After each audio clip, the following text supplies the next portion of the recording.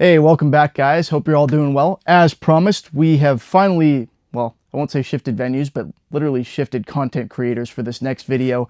I'm going to show you guys in this one how I did basically the final prep. I think I might have already covered that, and the priming. And the next part is the fun part, the actual paint. And for that, we've brought in someone that I really look up to, and you'll see why I say that in a second. Phil? Hello, everyone. You want to try and maybe join us in the frame there, champ? I'll do my best. I think maybe we have to adjust this just a second. We can do that. All right, so as you guys can probably tell, Phil here is a car guy, and I say you can probably tell because there are car parts everywhere in here, like every car guy. And in conjunction with being a car guy, he's actually a professional automotive painter. So I'm having him do the next piece of this. I'll spoil the surprise just a little bit. It is a metal flake job for the bottom, and then I'm going to come back in and do some detail work, some interesting graphics, stuff like that. But metal flake work is complicated, or at least for me it is, and I'm not great at it. And well, he is. So thanks for agreeing to help with this one. No problem. My neck's going to be sore by the end of this video. Mine too, don't worry.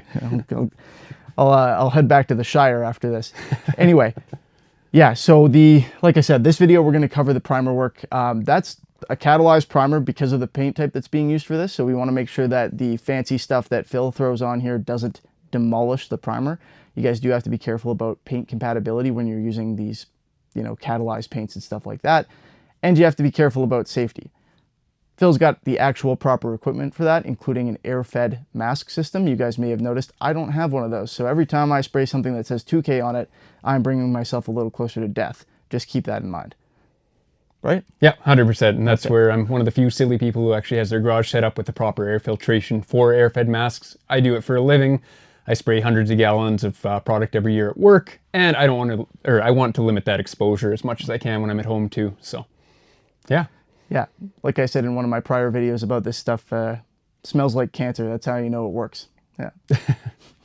Anyway, so Phil's gonna do the next piece on that, and for you guys to see that, I'm sure you can see where this is going. You're going to have to head over to his channel and check it out. He's going to show you how to do the spray work. He's got an awesome setup, an awesome gun, and he's going to do a professional looking job that I probably couldn't. So we'll put the link in the description below as usual. Make sure you check that out. It's Flying Phil. He's got lots of great videos. He does some awesome paint jobs and on a much grander scale than what you're used to seeing from me. So I'm excited to see how this turns out. I hope you have fun with it. Oh, 100%. Yeah. Looking forward to it. And he's probably going to be quicker at posting than I am, so all the better for you guys. So check that out. That'll be coming up relatively soon. I'll post a little reminder on my channel in a short when it does come up. And yeah, go subscribe to his channel. Okay, let's get moving on. Anything else you want to add? No, I think that covers everything. We'll get into more in my video there. Okay. I haven't even bothered sanding this thing, so I left him some work to do. Let's get into the primer. And yeah, thanks for watching. Enjoy Phil's channel, and I'll see you in the next one. All right, welcome back, guys. Hope you're all doing well. We've got this guitar all ready to go now for paint, with the exception of the taping work.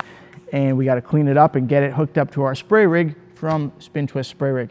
I've got some 2K epoxy primer here. I don't buy this stuff in gallons because I don't use it very often.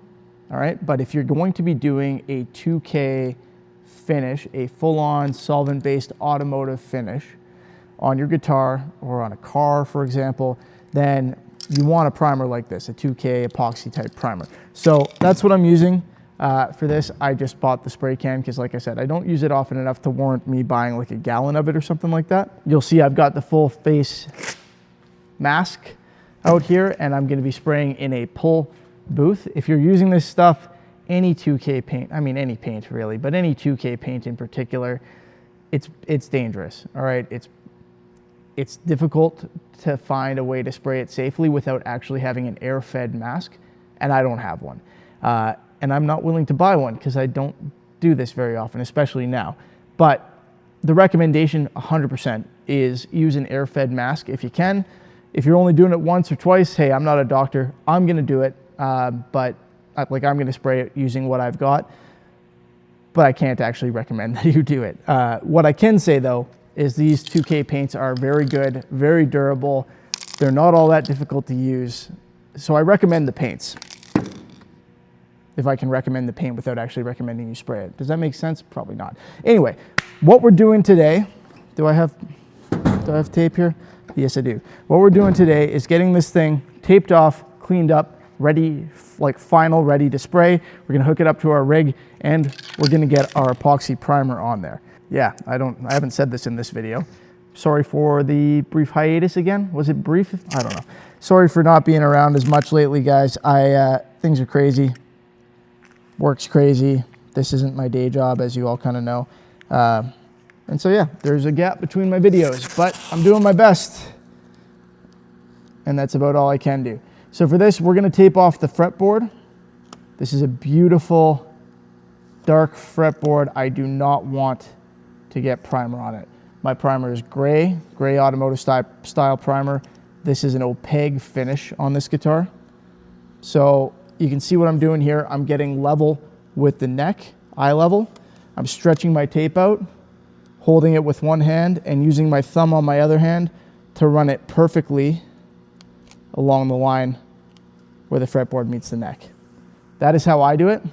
It's probably not how everybody does it, but it's how I do it.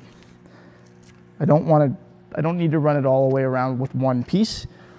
So I'm gonna stop it there, tear it off, tape through here, and then come in and do the other side the same way. Now, some people are more comfortable doing this in one particular direction. There's nothing wrong with that. Do it in the direction that works for you. Me personally, I've done enough of these. It doesn't really matter to me, so I'm gonna do it in the opposite direction this time. And hold this out here with my left hand. Ooh, gotta get it to stick though. So again, keeping this a little bit off of the surface that I'm taping. And adjusting from out here so I don't end up with waves. If I get my hands too close together on this, what you end up with is a wavy tape line. So I hold it way out here, you can see where it is, and tape. And it helps me get my lines straight easier. Weird, you know, I think I've been making these videos for probably 10 years now, and I don't think I've ever gotten into that level of detail about taping. So first time for everything. Okay. I just fold that over onto here.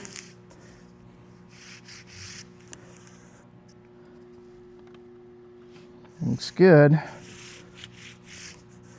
Make sure it's on there good. And then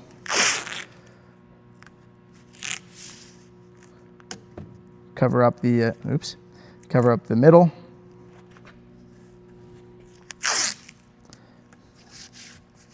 And there we have it. Fretboard's taped off.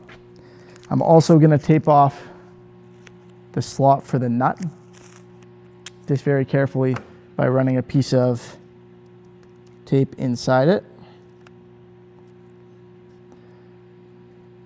This is kind of a pain.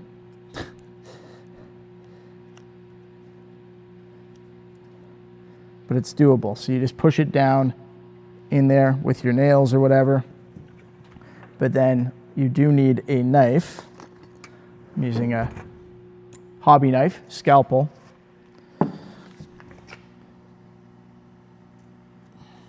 To make sure that it's in place and cut off the excess so you're not covering something that you actually need to paint.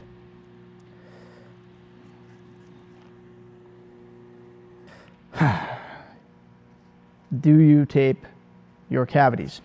Well, you can. Depending on what you're doing, you don't necessarily have to. Having a little layer of primer inside your pickup cavities, for example, isn't going to hurt anything, particularly if you're putting some, you know, conductive paint or copper tape in there. For cleanliness, though, I do like to tape mine, at least around the outside. And so that's what I'm going to do. I'm just taking one piece of tape, running it around the outside of this. And then at the end of the day, because of the type of paint that I'm putting on this, I'm going to actually have to cut around the outside of this very carefully with that scalpel again to be able to release this tape without having the paint peel, because we're doing an automotive finish on this. So it's going to be like having a plastic layer over this a little bit. Now, in fairness, I would do that with most paints. I wouldn't have to do it if I was doing an oil finish or something like that. But even with a lacquer, it's usually best to run the blade around it, just as a precaution. We'll do it just a quick tape off of the bottom as well, because why not? I wouldn't call it necessary, but just to keep things clean. Luckily, taping up a guitar doesn't take that long. Okay, the post holes I'll clean up after we paint. Not a big deal there. You can tape them. Some people like to put earplugs in them. Not a bad idea. But yeah, that's that. The cavities, you want to tape the control holes from the back. As far as I'm concerned, you can then, like, you can clean up the hole after, but just to avoid having a whole bunch of paint ricocheting around in here, I like to tape those from the back.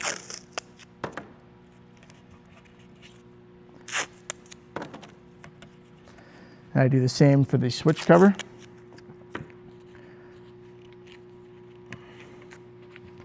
And then, yeah, you can tape the back or not. It's kind of a matter of preference on whether you want some paint in there or not. But taping off the edges, I think, is a good idea, so that you don't have to scrape them after to make sure that your cavity plates still fit. And so what I like to do is just use my nail like that, run it along the edge to make sure that I've got the edges taped. And then in doing so, I end up taping the entire cavity anyway. See what I mean? So I do that for both, and then I just cut around the edge with my scalpel. It saves me a hassle later. It's a lot easier, I find, to tape stuff first. It's annoying sometimes, but it's a lot easier and faster to tape it first than it is to come back later and scrape extra paint off. All right, so what I need now is a little razor blade to separate that. Use a fresh one. That's my recommendation. They're not expensive, right? And it just makes it much easier and much less likely that you're going to accidentally cut yourself or your guitar. So I just kind of hold that flat against the surface and run it along carefully and cut that off cleanly. And when you're doing this, just make sure you don't have any tape still stuck to the surface of the guitar that you're going to be painting. Otherwise, you're going to end up painting a piece of tape onto your guitar, which is annoying to fix. Yes, it has happened to me on a very detailed airbrush job I was doing. I left a little piece of masking in when I sprayed, and then it popped off at the end, and I was like, oh, I'm screwed. So just be careful about that. It's a lot easier to get it off, get it out of there, make sure it's clean on a job like this than it is on a complicated airbrush job where you're doing a bunch of very specific masking. So yeah, no excuse for leaving it on there on one like this.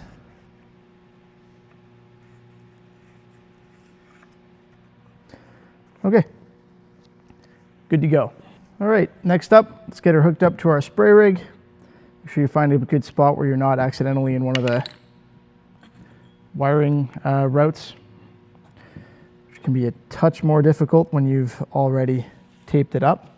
Make sure when you're doing these set necks, if you do end up picking up a spin twist spray rig like this, make sure you're using the short screws for this. The long screws are for going through the actual neck pocket holes on a set neck, on a bolt-on neck, sorry. The short screws are all you need to get this secured in place for this guy. Done. let's get this hooked up. So here we go. Fire that in there. Take the other end.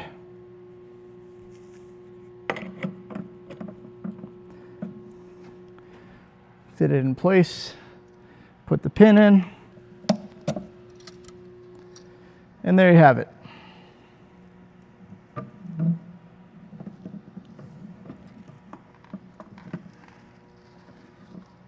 Simple as that. And in fact, if you want to, it'll automatically sit about there. But if you want it in a particular spot, just put it in that spot and lock it in. Great setup. So I'm going to get this guy cleaned off and then move it to the booth and then activate our 2K can. Just using a little wax and grease remover here. And then once that's done, I'm putting the mask on and you're not going to hear me for the rest of the video. So I'll probably do some voiceover, but the rest is just spraying. I'll show you the can. This 2K stuff comes in a nice can. It's got a nice fan pattern on it and everything, so it'll spray well. Okay, they're pretty professional. But you guys have seen me do lots of paint reviews, and I've shown you which cans I like, which ones I think spray really nicely, which ones don't. I've used the Spray Max 2K many times. I don't know that I've actually used the Eastwood, which is what I've got here. It comes highly recommended. I've bought other stuff from them, so I'm not worried, but we'll take a look, see how it looks. I'm sure it'll be fine. Got to make sure you clean your surface nicely before you start spraying. Otherwise, you can end up with all sorts of problems, chemical reactions and whatnot.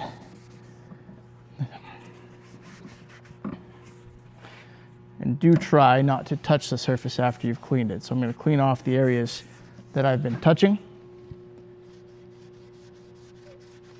And then stop making assumptions about my hands not being greasy. All right, so far so good. Give the front a quick wipe. And that'll be that. See, this is why it's nice to have it hooked up to the rig when I clean it, because now I don't have to hold it.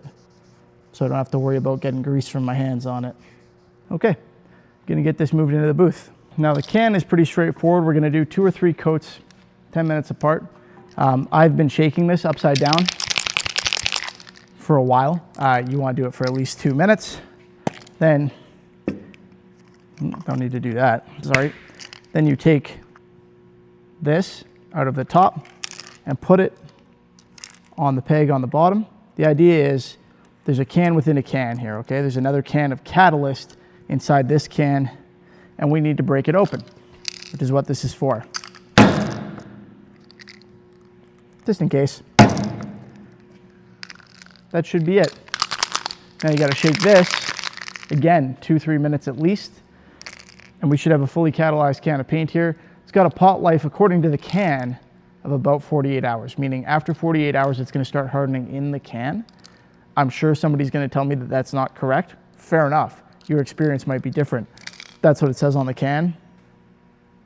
So that's what I'm going with.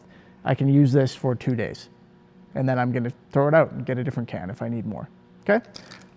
They're expensive, so I'm using it all on this guitar. I probably won't use the whole can, but yeah, they're pricey. So if you've got more than one project you can do at one time, not a bad idea. I'm not gonna make you watch me shake this. I'm gonna do this for 2 or 3 minutes, then we'll go spray. All right, so this is now well shaken. I am giving it a test. You can see there that the can is spraying beautifully, which is no surprise. It is a good can of paint. It's got a really nice nozzle on it, which is the most important part, and you'll see how it comes out in a beautiful fan pattern. You know, it's still not as good as a gun, but gosh, I am really struggling with how I've got this set up here. Anyway, it's still not as good as a gun. It's not going to put out as much material, but if you don't know how to mix your paint properly and you're not very good with a spray gun, then this is actually going to be better. You're going to be able to get a better coat of paint with it than you would with a gun. So definitely a good option, but as I said earlier in the video, it's dangerous. And we talked with Phil in kind of the intro there about what he's got for a setup. He's got a positive pressure booth set up in his garage, which I won't explain in too much detail because maybe he will in his video, which is coming out tomorrow, by the way, so do make sure you go and check out his channel. And he's got an air-fed respirator, meaning that air goes right in there, right into his respirator for him to breathe. It's fresh air coming from his compressor and his filtration system, as opposed to filtered air coming in from outside that has all of these contaminants in it. This type of paint has isocyanates, which you just really can't filter out, so you kind of have to pump them out through, mine's getting pulled out and pushed outside through this filtration system that we've got here.